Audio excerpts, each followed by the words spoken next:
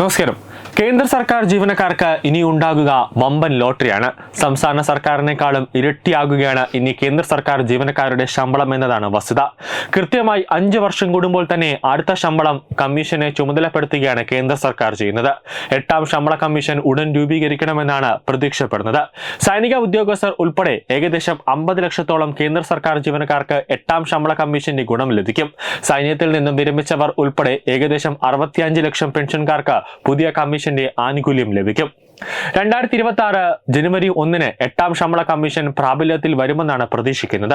8ാം ശമ്പള കമ്മീഷന്റെ പരിഗണന വിഷയങ്ങൾ കേന്ദ്ര സർക്കാർ ഉടൻ അംഗീകരിക്കുമെന്നാണ് കരുതുന്നത്. കേന്ദ്ര സർക്കാർ ജീവനക്കാരുടെയും വിരമിച്ചവരുടെയും ശമ്പളം, അലവൻസുകൾ, പെൻഷനുകൾ എന്നിവ 8ാം ശമ്പള കമ്മീഷൻ പരിഷ്കരിക്കും. കൂടാതെ പണപ്പെരുപ്പത്തിന് അനുസൃതമായി അതോടൊപ്പം തന്നെ ഡിയറൻസ് അലവൻസും അതോടൊപ്പം തന്നെ കമ്മീഷൻ ക്രമീകരിക്കുമെന്നാണ് സൂചന. 8ാം ശമ്പള കമ്മീഷൻ പ്രകാരമുള്ള ശമ്പള വർധനവിന്റെ ശതമാനം സംബന്ധിച്ച് കേന്ദ്ര സർക്കാർ വിശദങ്ങളൊന്നും തന്നെ ഇതുവരെ പുറത്തുവിട്ടിട്ടില്ല.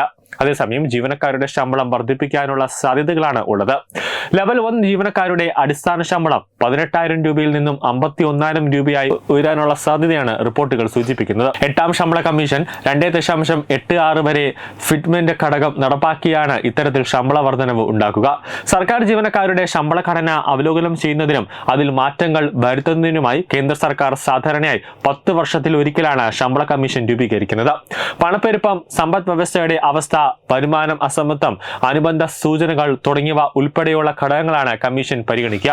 കൂടാതെ കേന്ദ്ര സർക്കാർ ജീവനക്കാർക്ക് നൽകുന്ന ബോണസുകൾ, ആനുകൂല്യങ്ങൾ, അലവൻസുകൾ, മറ്റ് ആനുകൂല്യങ്ങൾ എന്നിവ കമ്മീഷൻ അവലോകനം ചെയ്യുന്നുണ്ട്.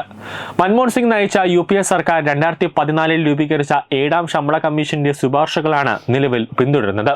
2018 ജനുവരി 1 ഈ ശുപാർശ നടപ്പിലാക്കുന്നത്. ന്യൂസ് ഡെസ്ക് തത്വമൈ TV.